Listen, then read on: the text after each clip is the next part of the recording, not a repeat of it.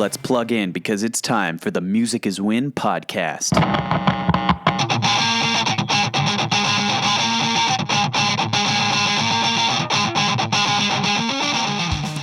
another episode of the Music is Win podcast. My name is Tyler, and I'm glad you're here because I have a really special guest that I'm going to present to you.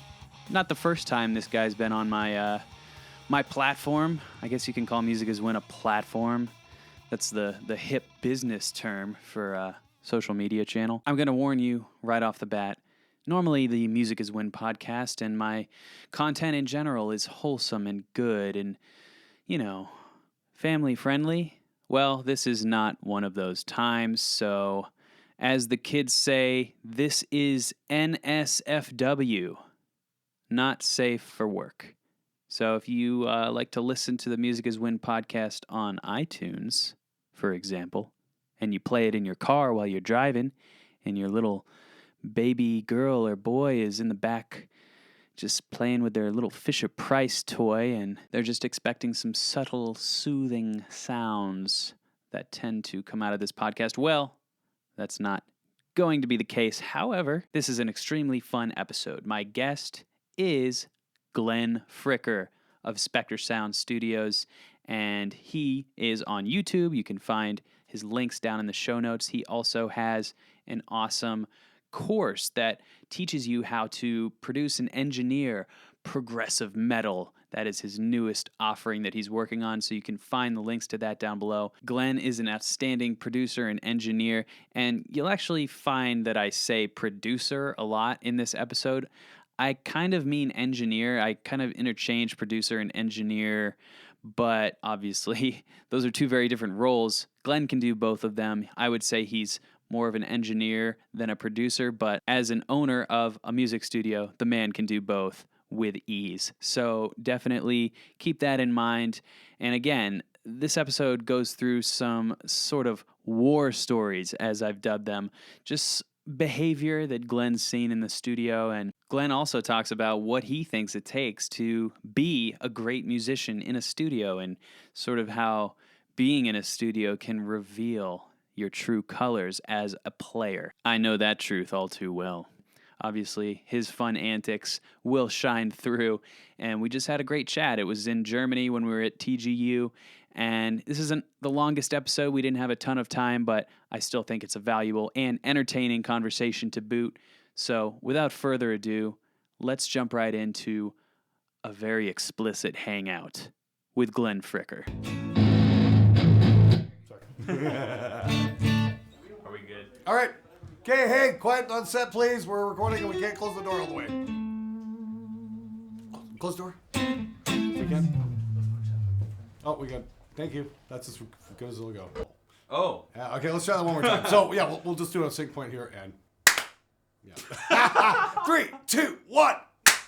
Oh, man, that was good. Yeah. Hey, guys, here with my buddy Glenn, and we're at Thomann Gearhead University, and we're going to talk a little bit of war stories in the production studio because Glenn's an awesome producer, and he actually has a course that you can check out down below on prog metal if you're looking to produce awesome sounds in that genre. Yep, it's about 3 hours of video lessons where there's multi-tracks, and I take you through the whole thing, how I track the drums, how I edit them, mix them, all that, guitars. A world that I am not quite familiar with. I like to be the guy who's produced. Yeah, okay. So we would work very well together. Yeah, probably, exactly. And that's the thing, I teach you how to do it without using samples, too, which is cool. Nice, so actually playing instruments. Yes, imagine that. Do you think that's important to do as a musician? Absolutely, especially in metal, because nobody's doing it anymore. Everybody's letting the computer fix it for them. Yeah, that's really pushing the envelope there, guys. Keep it up. So what's the first thing that pops into your head when I say, what's the weirdest thing that's happened in a recording studio? Weirdest thing? Ooh. Not necessarily the coolest, the weirdest. What is the weirdest thing? I don't know if I've had anything really, truly weird happen in the studio, to be honest with you. Most of it's, More frustrating than weird. Any apparitions, like you hear things because you've been staring at a screen for like 15 hours? Yeah, no, but I do remember one time early on in my career, we were working on a hip hop song actually, and Okay. we recorded one of the rapper's daughters saying, "Where's Daddy?" And we were 6 hours later or something like that. We're working on this mix, and I left that track cranked all the way. Oh my god. And we were just cranking up the song, fucking boom, boom, and I'm just like, and then all of a sudden, top fucking volume, this "Where's Daddy?" came out, and we hadn't heard it. It just knocked me out of my fucking chair. Seriously, I'm just like, what the fuck was that? That would be very disturbing. Yes, and it's still, that happened in like '99 or something like that. It's still etched in my brain. It's still like It's resonating. one of those ones you don't forget. Yeah. So what is what's the coolest thing that's ever gone down in a studio you've been producing in? Definitely had a couple cool things. Every now and then everything just clicks. Yeah. And everything works. I remember working with Mr. Brandon White, who was guitar player for Oni. And this was the band before him, and his group Assassinate the Falling. And I remember he was doing rhythm tracks, and they're a tech metal band.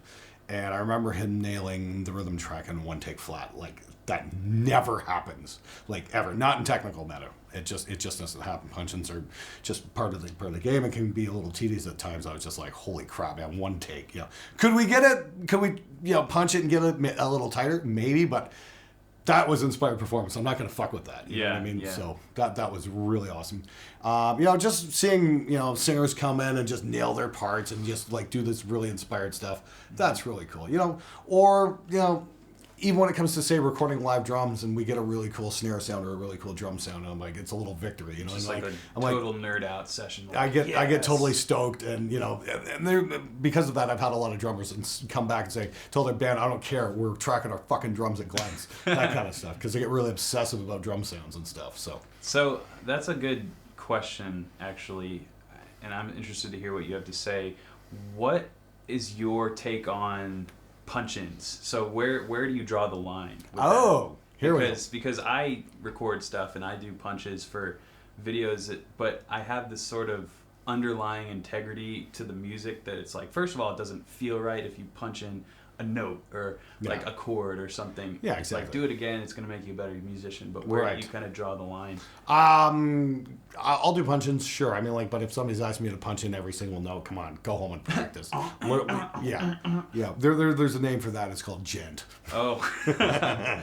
So yeah, that's Shots fired, I know, but the truth hurts, doesn't it? sometimes. But what do you think about using that as an effect? So Sure. Oh, yeah. Like, absolutely. As an effect, sure. That's one thing. But as, like as a crutch, come on. Mm-hmm. So what's something that people like me who aren't producers would be interested to know about producing that's like maybe a trick of the trade that I can apply as a beginning producer? Okay. Well, I'd say more from an engineering standpoint than producing. Right. That's A producer kind of tries to get the performance out of the musician, that kind of thing. There are little psychological tricks, like when it comes to doing vocals. One of my favorite stories ever was when Martin Birch was producing vocals for Number of the Beast for Iron Maiden, and that's they were working on the whole "I Lived Alone, My Mind Was Blank" passage for I don't know about 6 hours. And, it's like Bruce is like, come on, can't I just do the scream? Can't I just do the scream? No, Bruce, you got to get this part right. Do it again. And Bruce is like losing his mind, throwing chairs across the studio. Nope, still not right. Keep going. And then finally, hours and hours and hours go by. And finally, okay, Bruce, that was pretty good. Now you can do the scream. And it's literally one of the greatest screams ever.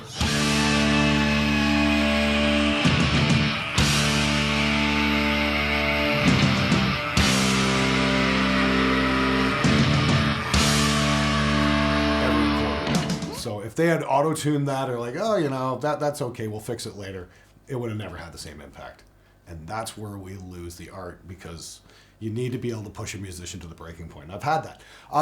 Here's a neat little production tip. Yeah. Especially if you're recording a band off the floor. What does that mean? Like if the band is like playing the whole as a unit on the floor at the studio, gotcha. if you got your drummer, your guitar player, singer all going at the same time. Yep. I did this a couple months ago up in Toronto. I was working with a band. We were working on another lesson, And we did one song kind of like by the numbers, where we, did all the standard production stuff. And the second song is like, the engineer, he was kind of there. He's like, okay, what's the tempo? And I'm like, there's not. What? No, there's no tempo. We're gonna just turn off the metronome and go for it. And the guy's like, really? I'm like, hell yeah, let's do it. So what was originally a metal song became very punk. Because there's a little bit of a shift in the thing, but there's some immediacy there.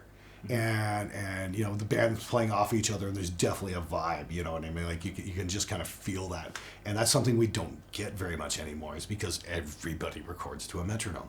Nobody's turning that off. And I find if you just turn the metronome off every once in a while, you can really get some energy going. So that would probably be mostly used in, like you said, off the floor, as opposed to... Well, I've done some of my earlier sessions where basically the drummer and the guitar player will like play together, like just two guys, and kind of map out the song, and everybody else will do the rest of their parts. You can still do it that way as well. I got away from that, that whole Andy Sneap foreign influence. They're like, no, you got to do it to a metronome. You got to do it to a metronome. These days, I'm kind of like, everybody's doing it to a metronome. Maybe we should just turn that off and play rock and roll again. So, what would you say is something you believe about producing and engineering that other producers and engineers would think is crazy? Autotune is the worst fucking thing to ever happen in music. That was easy. Believe me, it's like, and somebody's like, well, try telling that to Warren Hebert. I'm like, I do every chance I get. Hey, Warren, turn off your fucking autotune, buddy. I love you, man, but come on. There's a link to a video that Glenn made at the end of this video, and you should click on that and see what everybody else thinks about autotune. Yeah, it's like, sample replacement, all that stuff. Yeah, it's just like, come on, turn that shit off. Let's hear the bands. What do you think you would put on a billboard that every musician would have to drive past every day? Oh, God, that's interesting. I don't know. Maybe rule number 2, but... And define rule number 2. Rule number 2 is your bass player is a useless cunt. Yeah. Rule number 1 was learn your fucking material. It's all in the how to get your band ready for the studio video. And final question for you. How do I play music in 3 words or less? Practice very hard.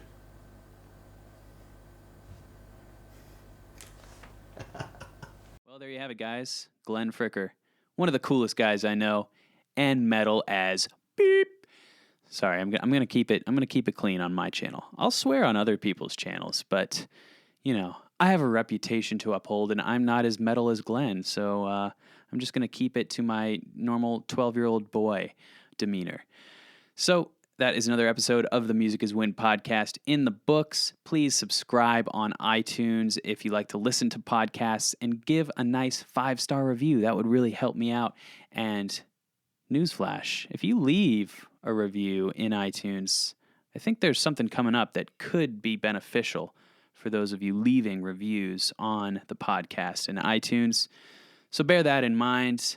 We have an awesome episode next week, so be sure to stay tuned for that. Show comes out on Tuesday every week, and I appreciate your support and feedback. It's really been nice getting to start this show up again in a little bit different format. I think you're really going to enjoy next week's show. Well, I'll see you guys later, but until then, keep shredding.